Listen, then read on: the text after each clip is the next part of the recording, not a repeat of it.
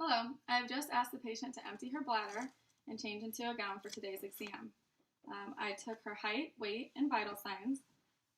I also conducted a distance vision using the Snellen chart and a near vision using the Rosenbaum card. This tested for cranial nerve number 2. I also am going to watch her gait as she walks into the room and her general appearance. I have washed my hands and I am now ready to begin my exam. Hello, I'm Sarah. I'm going to be doing a head-to-toe exam on you today. I'll be talking to the camera as I go along. First, I'm going to inspect her face. Her head is normal cephalic. It is warm to the touch. I don't see any moles, nevi, or lesions. Her skin turgor is elastic. I'm going to test her cranial nerve number 7. Can you clench your teeth? Can you close your eyes tight? Wrinkle your forehead? Smile? Stick out your tongue? And puff out your cheeks. Okay. The patient's cranial nerve number 7 is intact. Now I'm going to go on and palpate her hair and skin. Any pain or tenderness? No. She has no pain or tenderness. There are no masses noted. Her hair is intact. There's no alopecia, and there's no coarseness noted. I'm going to go on and palpate her facial bones. Any pain or tenderness? No. Okay. Now I'm going to palpate her frontal and maxillary sinuses. Any pain or tenderness? No. Okay. Now I'm going to look at her temporomandibular joint. Can you open your jaw and close? Any pain or tenderness with that? No. Okay. And I don't note any popping or clicking either. This is a normal TMJ exam. Now I'm going to test her light sensation. I'm going to do this using a Q-tip. I'm going to use the soft end and the hard end. I just want you to tell me if this is soft or hard when I touch your face. Soft. Soft. Sharp. Sharp. Soft. Soft. Okay. This means that her cranial nerve number 5, the trigeminal nerve, is intact. All right, so now I'm going to inspect her eyes. And her eyebrows are normal. I don't see any redness, no moles, no lesions. No crusting is noted. She has no xanthelasma. Let me look at your conjunctiva. It is pink and moist. Her sclera is white, and there is no jaundice noted. Now I'm going to palpate over her lacrimal apparatus. Any pain or tenderness? No. There's no pain or tenderness, no swelling, no drainage noted. I am going to test her pupillary response next. I'm going to do this using my light.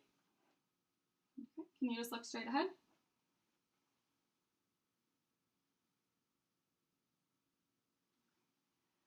Her pupils are round and reactive to light. They're 3 millimeters. They were consensual. I'm going to now do the cover and uncover test. Can you cover one of your eyes? And uncover. And cover the other eye. And uncover. Okay. There is no strabismus or nystagmus noted on this test. Now I'm going to go on and test her 6 cardinal fields of gaze. This tests cranial nerve 3, 4, and 6. So I'm going to have her look straight ahead at my pen light and follow it as I move through all 6 planes.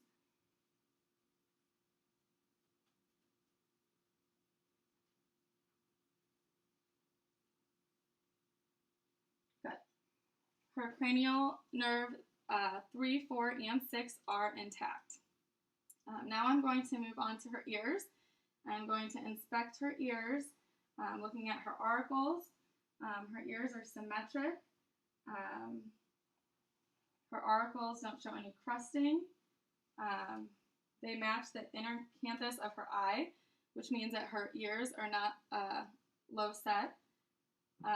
Sorry, the outer campus of her eye. I'm going to now palpate her auricles for tenderness. Any pain or tenderness? No. She notes no pain or tenderness. So now I'm going to look inside of her ears with the otoscope.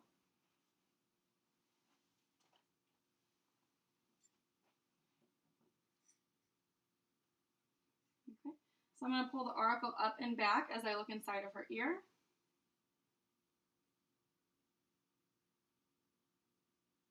Okay. And I'm going to check the other side.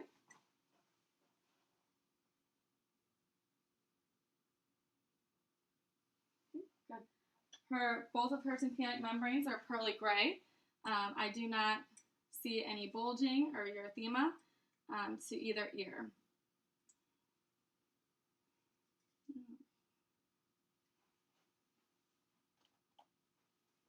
Okay.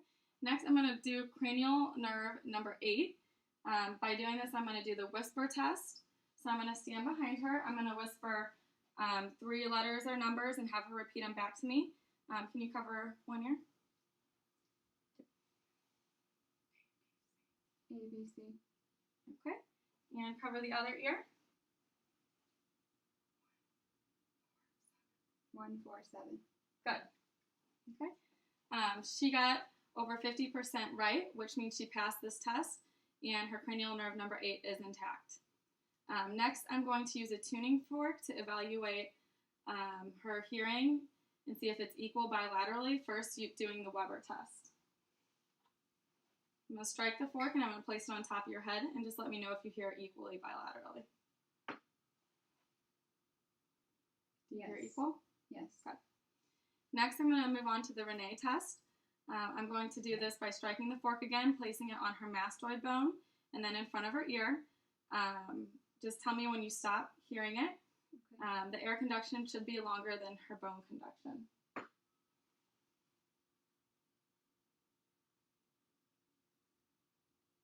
Stop.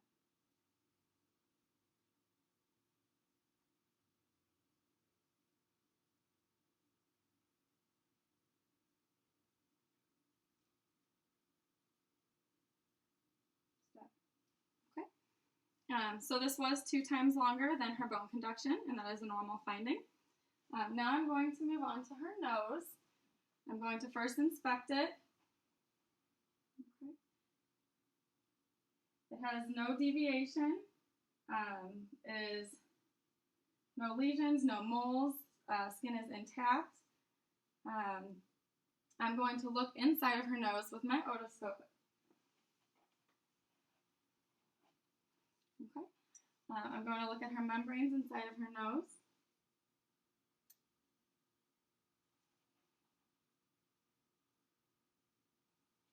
Good. Her membranes are pink and moist. There is no cloudiness or blueness, which would be a sign of allergies. I'm going to check the patency of your nostrils. So can you cover one nostril? Breathe in for me. Can you breathe normally? Yes. And cover the other? Breathe in. Are you able to breathe normal? Yes. Okay. This is checking and shows that there are no signs of turbinate dysfunction. Now I'm going to move on to her mouth. Again, I'm going to inspect it first. I don't see any fissures, cracks on her lips. They are red and moist. I'm going to look inside of her mouth with my pen light.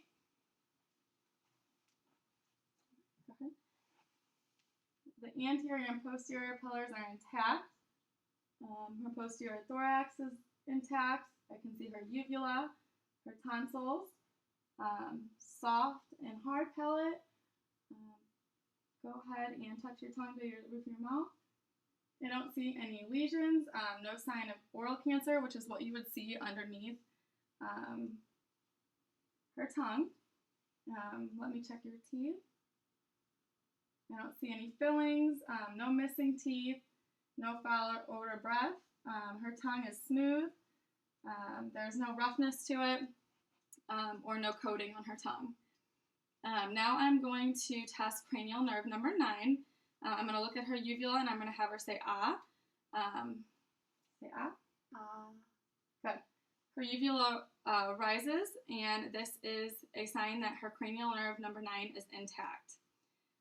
Next, I'm going to test cranial nerve number 10. I'm going to do this by testing her gag reflex. Can you open your mouth? Okay, good. Her gag reflex is intact. Now I'm going to move on to inspect her neck. It is symmetric, it is smooth. I don't see any jugular vein distension. I'm going to check your range of motion. Can you look down, look up, look to your left, look at me to your left, look to your right. Good. Now I'm going to test your muscle strength and your resistance against me. Go ahead and push down against my hand. Good. Push back. Good. Push to your left. Turn to your left, I'm sorry. And turn to your right. Good. Okay. She shows good muscle strength and range of motion. Now I'm going to go ahead and test cranial nerve number 11 by asking her to, can you shrug your shoulders? Good. Cranial nerve number 11 is intact. Now I'm going to palpate her carotid pulses one at a time. Okay. Pulses are strong and equal bilaterally. I'm going to take a look at her trachea. I'm going to palpate this. Her trachea is midline. Can you swallow for me? Good. And her thyroid gland, her thyroid moves up as she swallows, which is a normal finding. Next, I'm going to palpate her lymph nodes. I'm going to start with the occipital, postauricular, preauricular, tonsillar, submandibular, submental, posterior cervical chain, superficial cervical chain, deep cervical chain, and her supraclavicular. Any pain or tenderness? No. No. She has no pain or tenderness, and I don't note any lymphadenopathy when I palpate her nodes. Next, I'm going to auscultate her carotid arteries and her thyroid, listening for any bruits. I need you to take a deep breath for me, and I'm going to do this using the bell of my scope.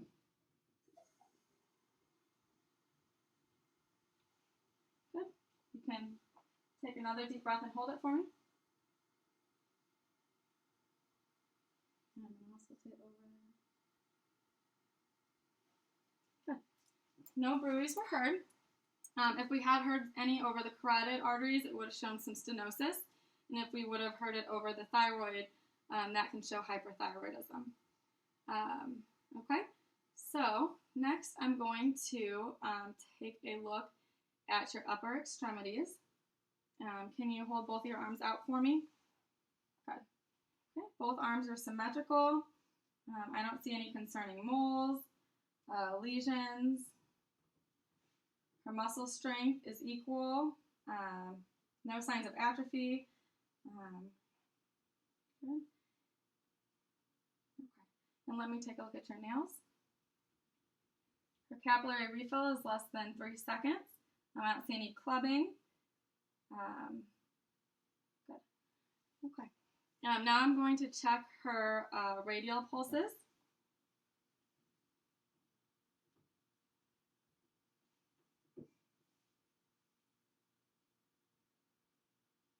Okay.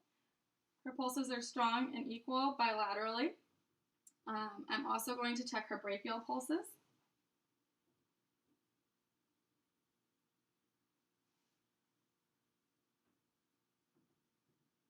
Which are also strong and equal bilaterally. Now I'm going to move on to her back and her posterior chest. I'm going to kind of lift this up just a little bit. Okay. I don't see any moles, any lesions. Her back is pink, warm, intact. Okay. Can I have you go ahead and stand up? I'm going to check your spine. Bend over for me. Good.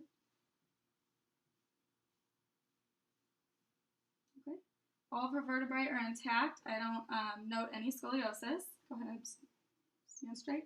Can you twist side to side and bend side to side?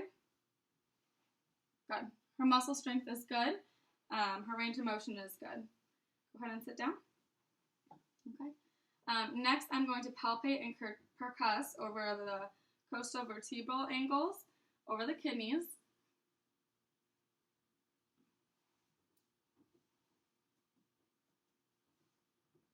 Any pain or tenderness? No.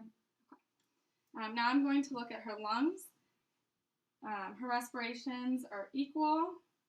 Her chest expansion is symmetrical. I don't see her using any respiratory or accessory muscles when she breathes. I'm going to first palpate posteriorly for tactile fremitus. I'm going to have you say 99 as I place my hands on the back of your chest. 99. Again? 99. Again. 99. Good. No tactile fremitus is noted. Next, I'm going to percuss over the posterior and lateral chest walls. This should sound of a resonant sound.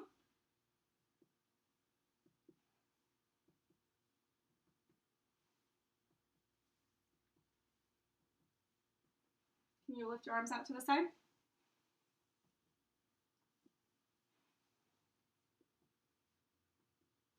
Good. And her lung sounds upon percussion were resonant. Okay. Next, I'm going to percuss for her diaphragmatic excursion. And so I'm going to have you go ahead and exhale out and hold your breath. Okay. And I'm going to percuss down on the right side till I hear dullness, resonance change to dullness, which is right here.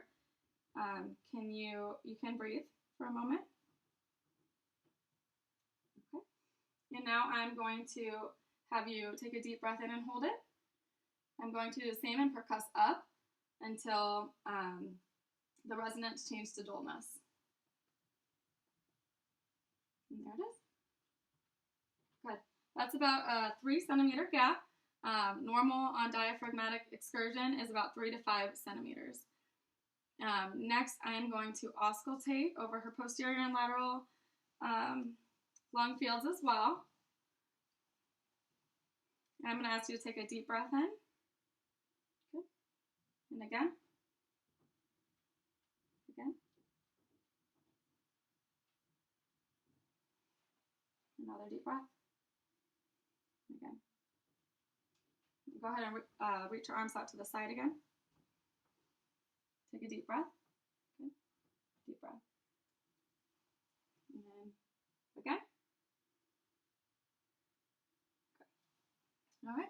Her lung sounds were clear in all planes. Now I'm going to move on to her anterior chest. Looking at her skin. Here it is. I don't see any masses, moles. It is symmetric throughout. I'm going to palpate her pericardium, looking for thrills, heaves, or pulsation. And I don't note any. Now I'm also going to palpate down, feeling for her apical pulse. Good. That is strong and it is a strong pulse. Next, I am going to percuss. I'm going to percuss down her anterior chest wall to the 6th rib. Again, listening for resonance.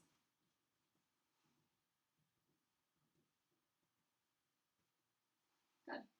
And resonance is noted in her anterior chest walls as well. Now I'm going to auscultate her lungs. Go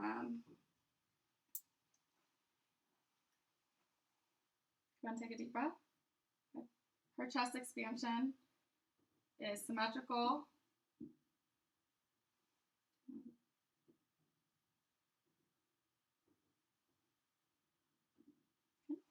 Her lung sounds are clear in all planes. I'm also going to listen to her 5 heart sounds. First, listening to the aortic, pulmonic, Erb's point, tricuspid, and mitral. I can hear S1 and S2. I don't hear any rubs, any murmurs or thrills, and she has a regular rate and rhythm. Now I'm going to go on to inspect her abdomen. So I'm going to ask you to go ahead and lay back for me. And I'm going to pull your shirt up a little bit here.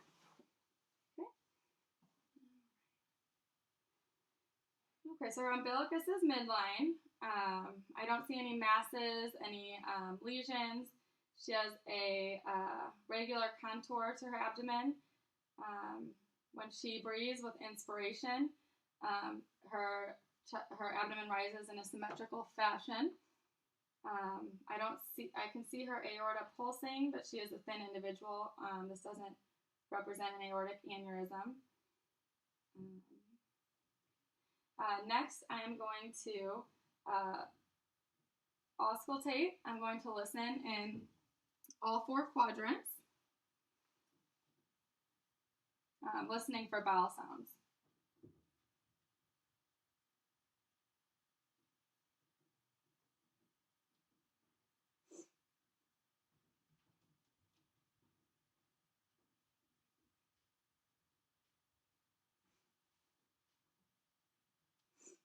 Good. I can hear all her bowel sounds. You should wait 5 minutes before stating that the patient does not have any bowel sounds heard in any of the 4 quadrants. I also don't see any distension of her abdomen, no bulging. So next I'm going to go on to palpate. At first I'm going to lightly palpate. Any pain or tenderness? No. I don't note any crepitus. Now I'm going to palpate deeper, first feeling on the right costal margin, looking for the liver, which I can feel right there. I'm also going to palpate over here on the left. I should not be able to palpate the spleen, which I don't. That would indicate that it's enlarged. I'm going to palpate the right and left kidneys. Okay. I don't see any guarding. Did you have any pain or tenderness? No. I don't know any masses. I'm going to feel the midline for any pulsations.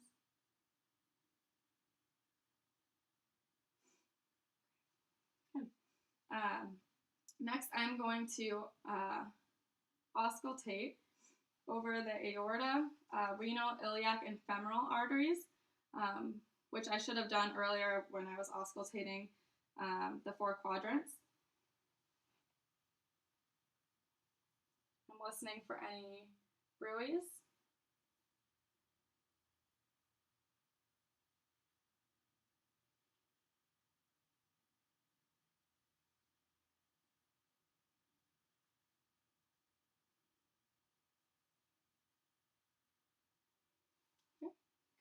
And I don't know any bruits upon auscultation.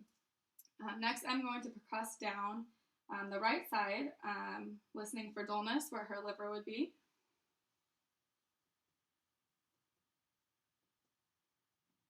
You can hear it right here.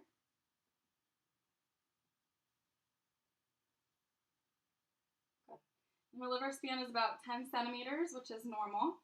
I'm also going to go down the axillary midline to the last intercostal space. I'm going to put my fingers over it and percuss here. Good. There should not be any dullness present, which it is resonant. If dullness was present, that would mean that the spleen is enlarged. Next, I'm going to have you go ahead and sit on up. I'm going to inspect her feet and legs. Go ahead and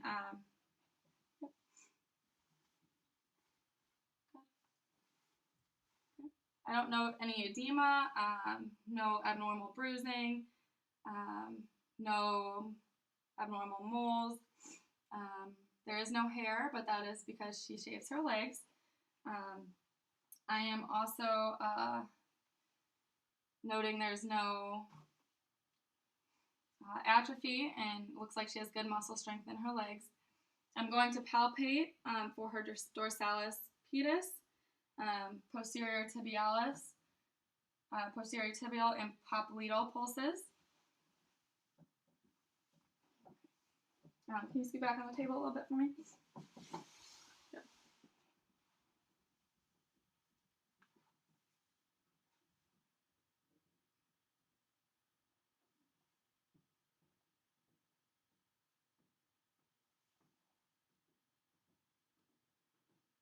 Pulses are strong, regular, and equal bilaterally. Last, I'm going to test her reflexes. First, I'm going to test her brachial reflex. So go ahead and just hang your arm loose. Okay. Same thing on this side. Go ahead and hang it loose. Good. And I'm going to test her knee reflex. Go ahead and let your knees dangle off the table for me.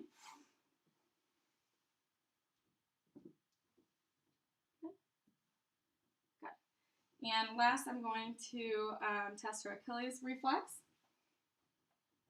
Can I have you go ahead and stand up and put your knees on the table so I can get good. Good. And let me do the other side.